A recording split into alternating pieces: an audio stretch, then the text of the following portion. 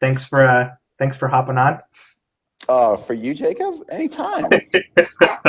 I love it, man. Can you just so people have a kind of an idea of who you are, can you tell us a little bit about yourself and kind of your background before you got into freelance writing? Oh, sure. I'll give you the really short version. I've got a weird backstory. Ooh, So I let's go. spent about 10 years up in Portland, Oregon after my undergraduate work at graduate school Nice. and got what's called a Master's of Divinity from a fully accredited institution. Yeah, Yes, baby. it wasn't some guy's or some lady's basement. It was a fully accredited institution. Did 2.5 years in full-time ministry up there in the Portland area at a multi-site church. And then basically, Or as they say in the Christian world, the dark area. yes, Portland, Oregon. Portland, Oregon. Oh, it's dangerous up there, let me tell you. Yeah, a lot of vegans. It's scary. So silly. Yes. So my life, in a very real way, imploded about 4 years ago. Okay. And that's when I went from church ministry to academia and started teaching a lot of writing and public speaking and communication and some philosophy classes. Okay. And it was right around that same time that I jumped into, because I had to make money, this freelancing gig. Yeah. Very cool. Very cool. So what sort of first put freelancing on your radar? Yeah. I had a friend who was running a design development agency, and Okay. they were growing by leaps and bounds. They went out to Singapore or some place east and had this big presentation. And when they got to the very end of it, they had misspelled the word simple on the final slide.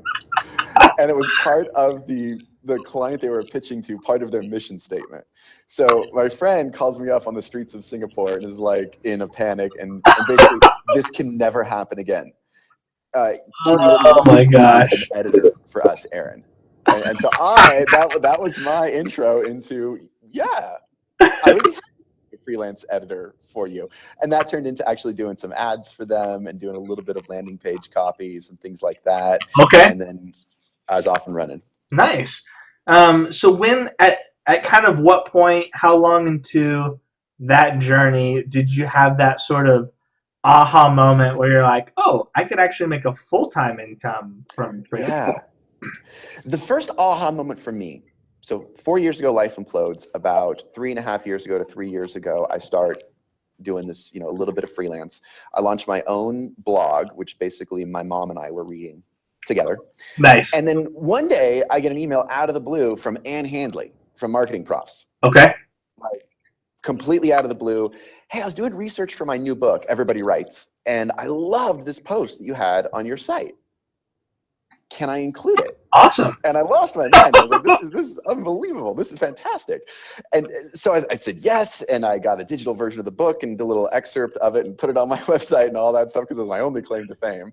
But I was smart enough to know, one, that was my aha moment of like, oh, dang, that's cool. Yeah. Nobody's coming to my site, but somehow she found it and she thought it was good. Yeah. That was such a huge burst of encouragement.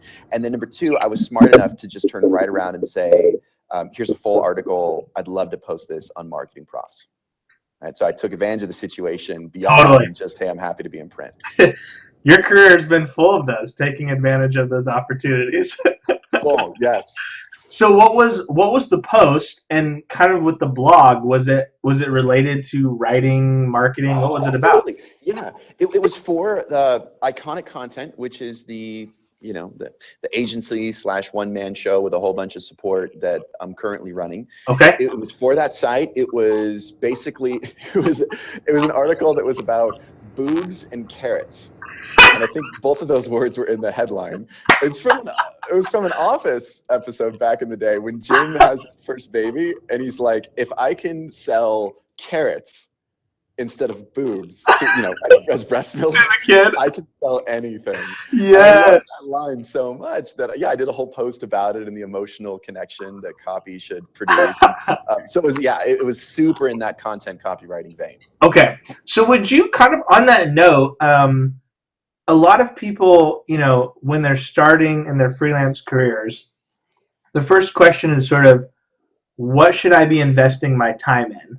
And a lot of people have sort of the idea to, create blogs for their own websites, Some people go some people go the route of more just doing exclusively guest posting. Other people are like immediately looking for paid writing gigs. Obviously, money is nice.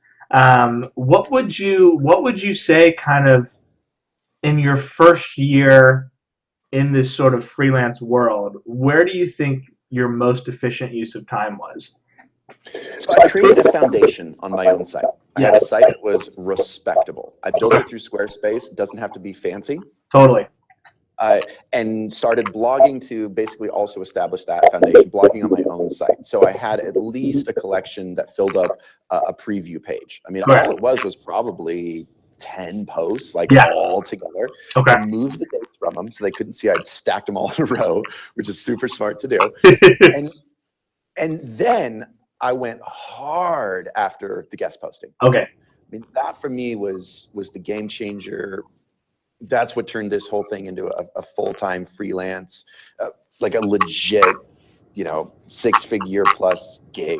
Totally. For me was that guest posting. So I'd love to talk more about that. Totally. Okay. Yeah. So guest posting.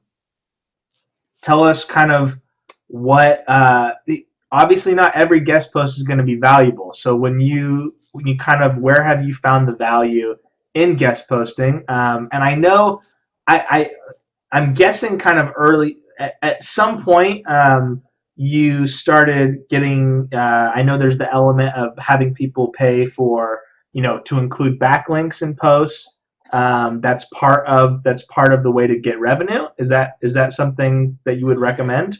Like, how do you find those? That comes up all the time. I mean, it's something you just get cold emails about. And so it's one of those things that I just don't touch. Okay. Because it's, and in fact, I'll share this story later, but I lost my ink column because it looked like I was doing that. You were doing the paid bank. Okay. Yeah. And what I was really doing was trying to suck up to people I really liked. In all honesty, okay, so there was absolutely money motivation and hey, I have a column for ink all of a sudden. This is a great door opener to talk to people I think are cool. So it was very self-centered. But no, I think that's a dangerous road to walk. So you would not recommend that. Yeah, and as soon as you start getting on places, you're just going to get blasted with, hey, can you write this and include a link here? Okay. That kind of stuff. So when you're saying guest posts kind of built your career. How did they build your career? How did where was the value for you? Where did the money come in? How would you recommend for newer freelancers to approach guest posting? Yeah. So I had my site set on the marketing profs. I then went after Copy Blogger and have since, Unbound, CMI, Conversion XL, Convincing Conversion. You went straight to the top. The only one I don't have yet is HubSpot. And I've got 2 posts sitting in their queue for whatever reason. That's like the last one to conquer. Okay. That was the wrong move. Okay. And this is what's really, I wish I had known this earlier. That's great. And it builds up my resume and it makes me a legit writer among writers, but that's what it makes me. Legit writer among writers. Okay. Yeah, or a legit copywriter among copywriters, a legit marketer among marketers, not out there in the real world where people are actually looking to hire Paying the money for the copywriters. Yes, exactly. So I often caution people against that because they're very hard to write for. It takes a lot of work because they're fantastic sites, but you can write more, you can get more volume and more done, and there's no reason to be afraid of the big names. It is so much easier to crack and get into the big names than most people think. Okay. So I would say if you want to have a couple of pet projects on those writing for writers, copywriting for copywriters places, that's cool. Excellent. That'll probably lead to a few leads. Good relevant backlinks, that sort of deal to your own website, which is always helpful. And it starts building that, for me, I had logo bar envy and I wanted to have a homepage that someone went to because I didn't have a lot of clients. I didn't have a lot of content on my own. So I just wanted that, here's the amazing people that have let Aaron write for them kind of thing. Dude, I remember I did this Reddit post where I was trying to help. Have you ever been to the freelance writing subreddit? No. Oh my gosh, never go, dude. It's rough. But I was trying it. It's pretty much just a complaint thread. So I got in there. I was trying to give some people advice on kind of how to, improve, and just to be helpful, and I got this one dude came on, and he was basically like, if you were really like working with, because I in my about page I basically said I've worked with in these industries. I don't necessarily specify brands. And he goes, dude, if you had actually worked in those industries, you'd show their brands, you'd show the logos. And I was cracking up because I was like, you realize anyone can put a JPEG of a logo on their website, There's some like, risk in that. it's not Yeah. like the difference between I can comment on someone's blog post and put, as seen on. All mine are linked. I'll just say that. All mine are linked directly to articles that have my name on them. So if you go to my page, I'm not doing that. No, I know you're not doing that. I just thought it was so funny how significant a logo bar can be for Yes. people. So It really it is. is legitimately like, you put some of those, you do a guest post on a well-known site, put their logo on your page. It can be influential because people don't necessarily know better that, like, it's people ascribe more value to it than maybe Yes. even you would. And So that's absolutely fine. yes, it's That's totally what I was fine. looking for. It's Exactly. this instantaneous social proof, authority. I can trust Aaron because he's Totally. working for these places. So one, don't really go hard after the writing for writer sites. Two, start setting your sights on the larger publications. Entrepreneur, Business Insider, Fast Company, some of these places, they all have submission, and you can actually go and find the email addresses of editors super easy just on their about pages, and by using something like Google Email Permutator, and that'll crack the code. Right? Nice. I wouldn't go too much detail on that, but yeah, this is how I got up on Huffington Post. I mean, all of these places, Lifehacker, all these big places that actually do have names. Yeah. And my approach that was really good was I made it my goal to get up on as many of these as possible. So rather than like getting an entrepreneur and continuing to write for them, I wanted to be able to spread it. So it did. It's a little hackney, but it looked like, oh, here's all of these places. Totally. And So those places don't pay though. So how does that benefit you? Okay, the way that benefits me is I don't get a lot of traffic. I don't have a huge email list.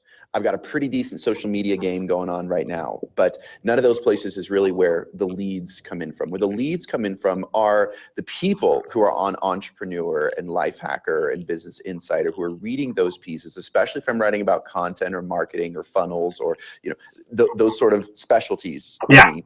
The people then click over.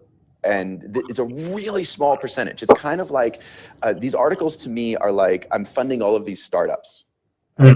And I don't have to have all of them succeed. Yeah. I just have to have one every couple of months that brings in 1 or 2 leads, and I'm set. Nice. So for instance, I mean, this is where entrepreneurs started sending leads my way. My first big startup company was directly out of that. Last year, I wrote my first post for Lifehacker, which was very intentionally crafted around remote working and etiquette. And so this kind of mix of online writing. And what ended up happening was one of these companies that specializes in video teleconferencing, really big company, reached directly out, dug what I was doing. And I knew that was like a very intentional, I write a certain way for startups.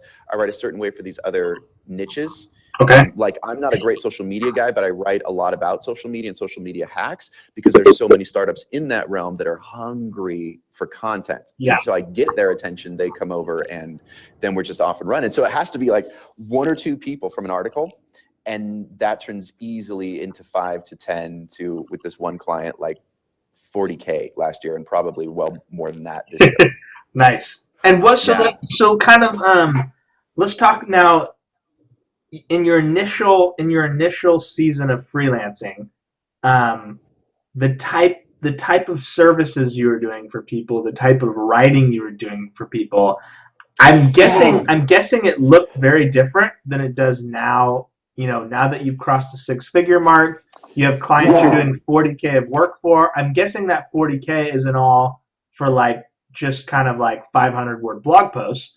So what can you kind of describe maybe the differences between the type of work you were doing, how you were charging for it versus now now that you're past 6 figures? What does your workload look like? What sort of packages are you selling? What do your clients look like? The differences there. So I started the way I think every freelancer starts, which was time for money. Yeah. So I would put together packages based on how long is it going to take me to do this. I had like a $50 per hour price tag on it, and then it went to 100, and then it went to 150, and then it went to 200, and now it's more than that. But now I don't even talk like that. So I started with that, and I think that's, in some senses, maybe you need to do that, but I don't believe that. I think it should come right up with, these are the packages that I offer. Yeah. And so you quantify it from the length of a blog post, the length of an article, to landing page, to a homepage, to a website audit, to an SEO audit. Like, just quantify all of these things in your own mind, even if all you're doing is behind the scenes trying to figure out how many hours will this take me to do. Yeah. And this is what I need to put a price tag on. It's so much easier for people to say yes. Totally. If it's simply, okay, this is what you need, what are your deliverables? Most packages start at blank. That's a really good thing to throw out at the beginning. So when I first get an email, I'm like, most engagements start at 3K. Immediately a qualifier, Yeah. Don't waste your time with people who are looking for that. Exactly. And what I should have done in the beginning is like, everything starts at 500 or everything starts at 1,000. Yeah. Right? And I was doing everything. Like, I would do anything somebody paid me to do when I was. Which I don't know about you, but I would highly recommend that for new freelancers, that they do accept every opportunity, just because you don't want to limit your income at the start, because it is, breaking in can be an uphill climb. Specifically if you aren't starting out with that one client that like got you into it, you're just kind of fishing for that first client. And also it really like opens your understanding of the market up. So even if you waste some time on maybe lower paying gigs, I'm right now I have a 4K per month contract with someone that started as an unpaid guest post, So it's like stuff like that. You never know where opportunities lead. So would you agree with that? Yes, I said yes to everything. Yeah. And not yes to like free client work, but definitely exactly. Yes definitely not unpaid. Yes to anything paid. Yes. Good clarifier. Yes to anything that would move it forward, like the guest post and that kind of stuff that I put a lot of work into and was all unpaid. Yes to that. But anybody else has got to pay to get a piece. At least something. Yeah, at least something. But I would take anything from like, I'll manage your Facebook, which I had no business doing, to writing your homepage copy, totally, to be in the go-between when somebody was moving over to Shopify. Back in the day, I had zero idea what e-commerce was, and somehow I managed to do that for a job and rewrite a bunch of their pages. Nice. Yeah, I just said yes to everything. Emails. I had the most random jobs. I've written sales pages for weight loss. I've written it for liver supplement shakes that were sort of protein, but very much about Denver area face painters. Nice. Somehow an email sequence autoresponder for Denver area face painters. Nice. That's my favorite. Tell me you did something on pest control. Oh no, I've never done pest control. Oh. It's a classic, man. I wrote for a Spanish language curriculum kit developer for like a 2-year period. Nice. I said yes to everything. Because the underlying principles are the same. I can learn almost any industry. And that was the cool thing about this. I can learn almost any industry. And now I get to charge a lot as part of that learning process. If you want me to write for you, that's built into, I got to get to know it. Totally. So it sets that threshold even higher, which then incentivizes them to be longer term clients because they're paying that big upfront kind of cost. But yeah, yes to everything. And don't be afraid. Say yes and then figure it out. Don't be afraid. There it is. There it is. Yep. And then on top of that, leverage every little piece, every little bit you do, leverage it for that bigger thing. Throw yourself out there, even if you don't think you can, even if you're not sure you can do it, like you said, you can learn how to do it. And the worst case scenario is that you fail and get it right the next time. I remember there was this blog called, so I had done a blog for SitePoint, which is kind of a design related blog. And they're in Australia, they had a US competitor named Treehouse. And I was trying to do blogs for them, and I pitched them a similar price to SitePoint, maybe a little higher, and they were going to be my next big paid gig. And I sent them in. I sent them in the post. They had already agreed to take it, pending that they liked it. And then they sent back and they're like, "Hey, this just isn't really like kind of the technical depth that we need." Same when I first sent a blog to Conversion XL. Pete responded. He's like, "Hey, like this just isn't the depth that we need." You fail. I have since posted both of those sites. So it's Yeah. you just got to throw, like you said, throw yourself out there. You can learn it. You screw up, big deal. You come back, you nail it out of the park later. Oh, like my first big hashtag Let's get rejected. yes. I mean, that's what we're going with. Is Your my first mantra, big baby. social media startup that I worked for, and I did a lot of work for them about 2 years ago. Yeah. There was one point they were going to launch, and I was sort of on the content side of the launch, and they were like, "Do you know any PR agencies?" And so I did some research, reached out to some people I knew. I found one, and this whole time I'm thinking in my head like, I should do this. Like, why am I handing this off? Oh, I'm not a PR guy. I can't do it. So I hand it off. It's a 10K check they write for a month and a half of work to this PR agency. And what the PR agency delivered was one article in TechCrunch that was like 400 words right around the time of their launch. And I was like, dude, I could have done that. That would have been considered a failure. I would have learned from it. And I probably could have done better. Like that would have been that would have been to just say yes. A well-paid error. Oh my gosh, yeah, exactly. Check this out. You'll love this. I'm writing an article right now or I actually just finished on consulting. And it's like secrets of the consulting industry that no one wants you to know. And one of the points is someone is getting paid more to do less. Yes. Yeah. People don't realize that. You think like you get so concerned about charging this rate because you're worried you're overcharging and no one's going to buy it, and they don't realize that people out there are getting paid so much more money to deliver so much less value that like if you can get someone to pay it. It's obviously you want to deliver and you want them to be happy. That's the goal. That's kind of the difference between people whose careers stall and people who keep accelerating is the client happy? But if the client happy, it's you charge well. Like if you pick this high rate and they're happy to pay it. And maybe the best practice for someone who's starting out in particular Yeah. is I had a good friend who would we do this exercise over and over again. He would tell me, "You've got to double your rates." Okay. Say, how much are you charging now? And I'd throw the number out. And he'd say, "No, how much are you charging?" And I'd have to say out loud, if it was 50 to 100, I have to say out loud, "I charge $100." And I'd kind of smirk. He's like, "No, how much are you charging?" And it's such a silly little exercise, but you really do. You have to challenge yourself before you feel like you're ready to raise. It's mentality. Rates. Yeah. It's the mentality, and even something as simple as making yourself do it with a friend, with a loved one, with an animal, where you just say it out loud over and over again. It sounds so silly, but it was a big thing to throw down and do that. And I always had to do it before I thought I was ready. Yeah. And it was always probably too late anyway. Totally. I should have been doing it before. Totally. I think my motto sometimes is like take on something bigger than you're prepared to handle, and then just bust your ass to deliver, like that half of business is getting the order, so once you get the order, like you can work hard to make sure you deliver the value, but like the challenge is just to get the order. So once you got go for the order always, and then just do what you need to deliver the value.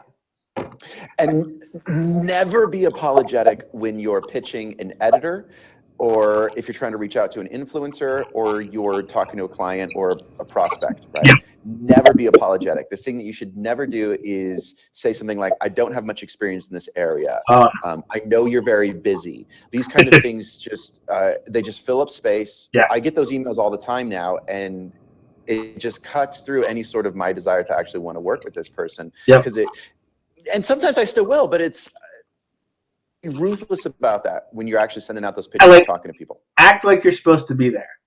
Yeah. Always. Yep. And take away so then there's two extremes to this. So this is super practical for pitching anybody, leads or editors. There's two extremes to this. There's the one extreme where you're apologetic, and there's the other extreme of here's all the things I've done. right? And what you want is that middle ground of you're in and you're out as quickly as possible. Totally.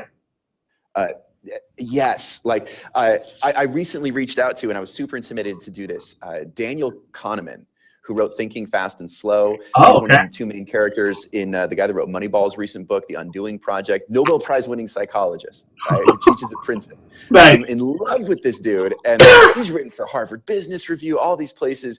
And so I tracked down his Princeton page. Yeah. And I'm like, oh, I want to get this guy in an article. But I have no business asking a Nobel Prize. I'm some like schmarmy, I write for Mashable kind of dude, you know? And so I had this whole thing prepared of like, you know, the places and this and that. And like, my beautiful, wonderful wife looked at it and she was like, kill all that. Because she's heard me talk about this before. Okay. Like, you don't need to tell him that. He doesn't need to know that. Yeah. What you need to do is just, this is who I am. This is what I'm doing. Here's the question for you. Like a 3-line email. And that has worked wonders with clients. It's worked wonders with editors. And it got Daniel Kahneman, Nobel Prize winning, you know, psychologist, to write me back twice. Dude. And now I've got a quote from him that I'm including hopefully in an HBR piece. Let's go. That's coming up. Yeah. Let's go. Those are the two extremes.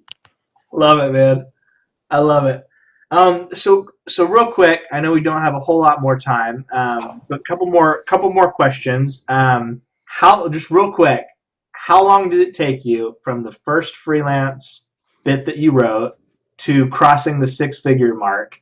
Or let's say to hitting your first like 6-figure month, whatever that, you know, I don't know, is like around like between 9,000 in a month. Like what kind of between your first freelance bit and your first 9K, 10K month, whatever is 6 figures, what was kind of the timeline there?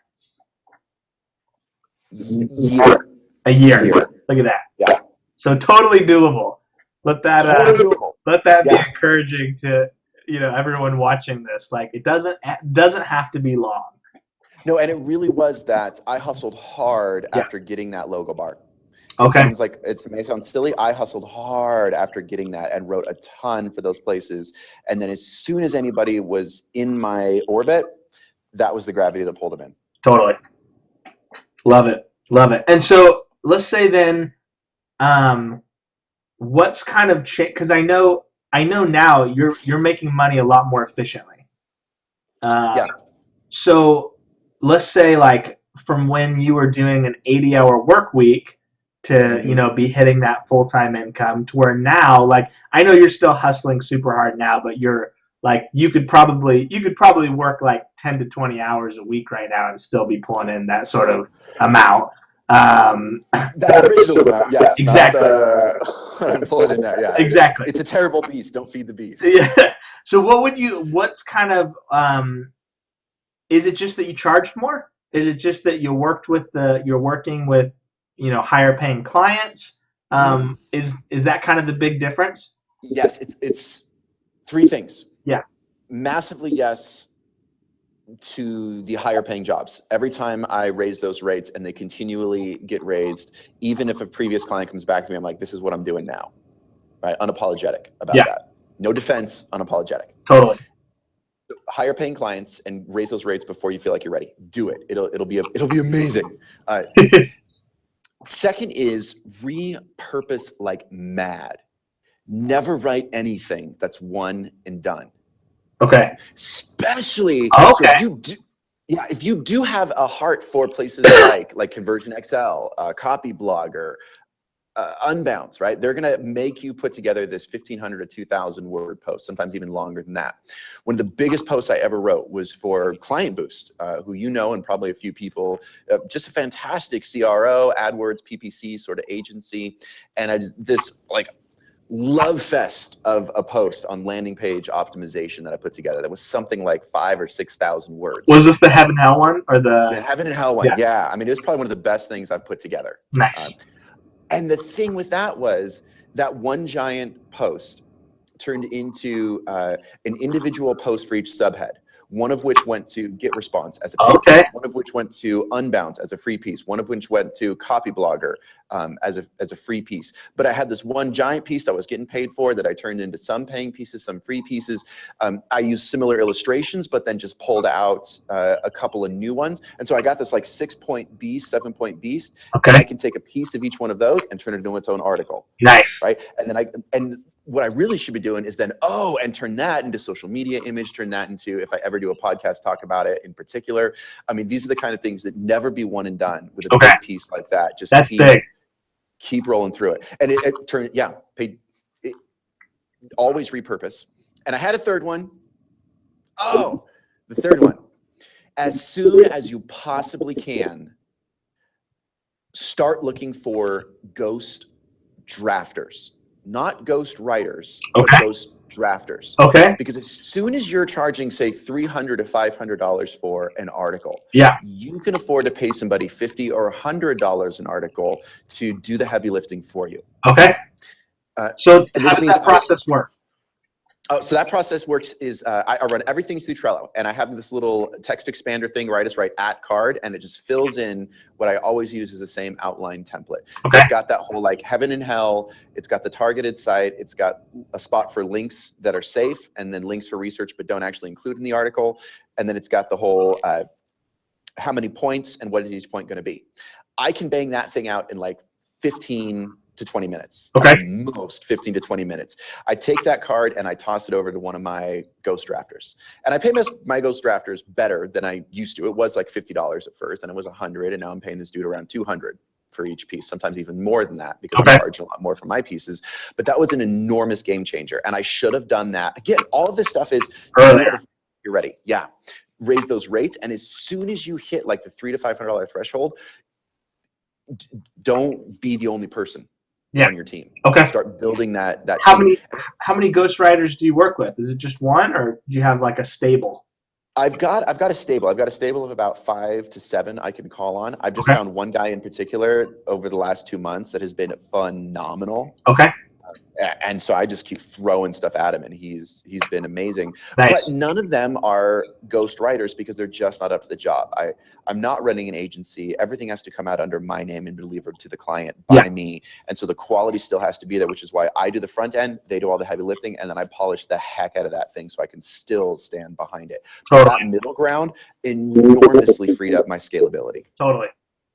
Yeah, just optimizing versus writing from scratch can be a huge difference.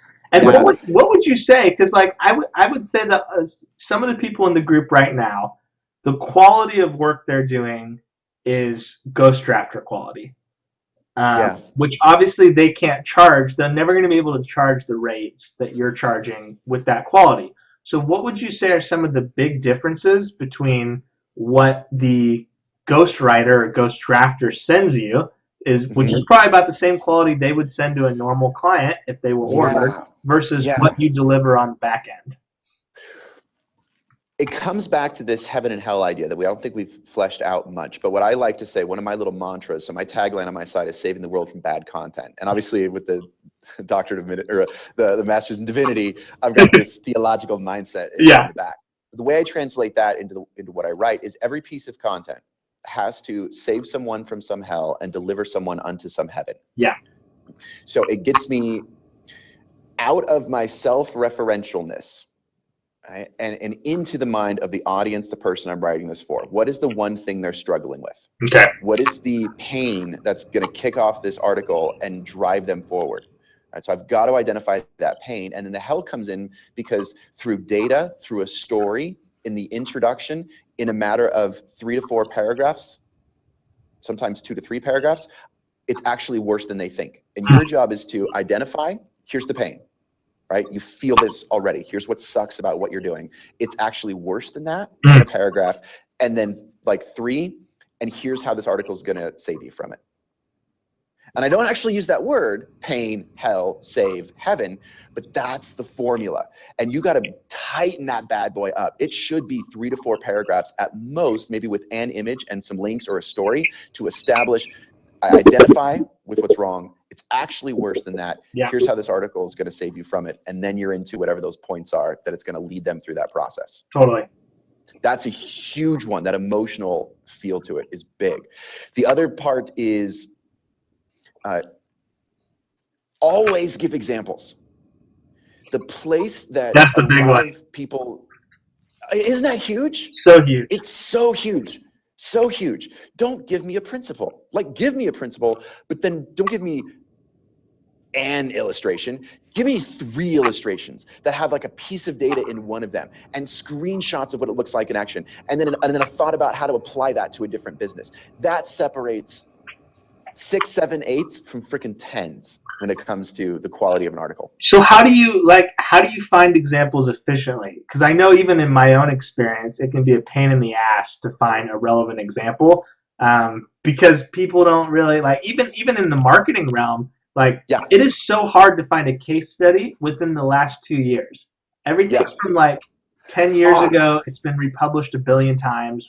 How do you go about that? When I say examples, I don't necessarily mean case studies. Sure. Some of them are great and they'll have data and that's hardcore. Yeah. But oftentimes all I mean is a visual example of this in action. Okay. So I have subscribed to I don't know how many email lists because I write a lot about email, and I've got a folder called e-commerce emails.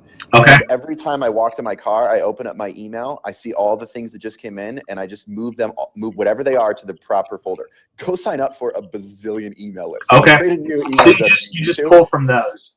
You will have so many great examples and so many terrible examples, and that's beautiful. Yeah. And then these people are going to turn you on to, so if you sign up for these different ones, I've got an e-commerce folder, I've got a info products folder, where it's like marketers to marketers, or a course builder folder. Mm-hmm. And I just get them all, I go in, and then I'm looking through those, and I get a feel for who's doing it good, who's doing it bad, and then I'm able to just jump right over to their site, and I'm not citing their blog, I'm using them as actual examples. Okay. The e-commerce sites as examples. I'm grabbing their pop-ups. I'm going to the course builder thing, and I'm saying, oh, this is really good here, the way they did this headline, or that one email that I got a while ago. And all I have to have is an inkling of it, and I've got that folder where I can just search it in the email, and it makes it a lot easier to pull up stuff and start building that repertoire, that reserve today.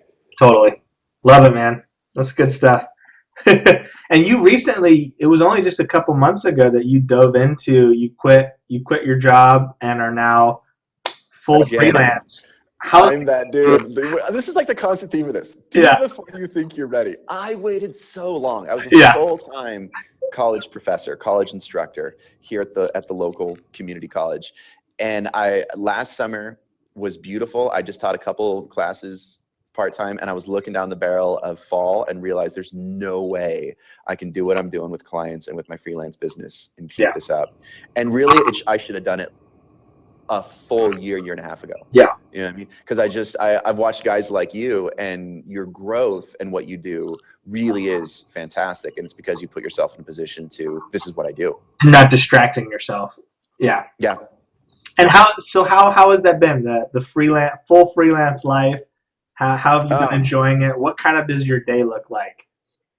So now I got a whole different type of set of problems to deal with. I'm really having to learn how to say no and who to fire. I think I'm gonna have to fire at least one client here really soon. Okay. Because the work's suffering, because I just can't get everything done that's coming in, and it's coming in at a pretty good rate.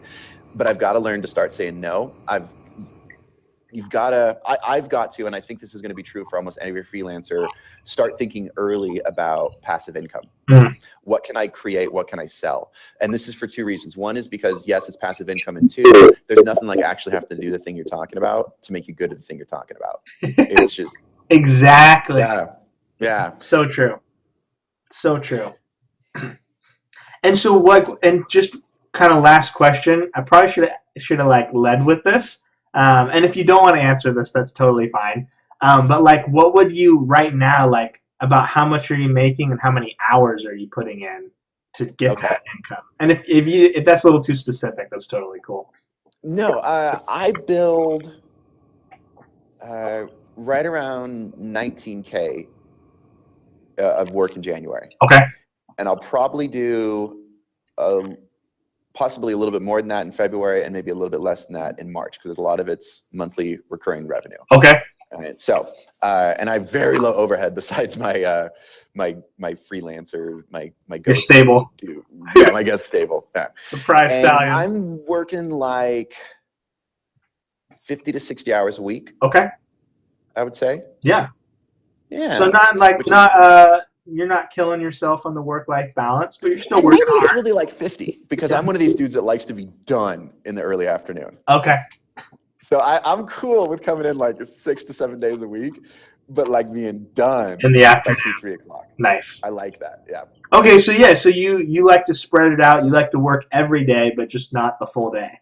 Yeah. I'm kind Just of like not a full that day. too. Exactly. I kind of feel like, to me, if I have a full day of free time, I don't really know what to do with myself. But I don't necessarily like to be working all day. You know? No, because I will run out of creative energy. Yeah. And so I really like spreading it out. That's been a great. I'm a better quality person and writer with that. Nice. Love it, man. Well, dude, thanks for hopping on and chatting. This has been great.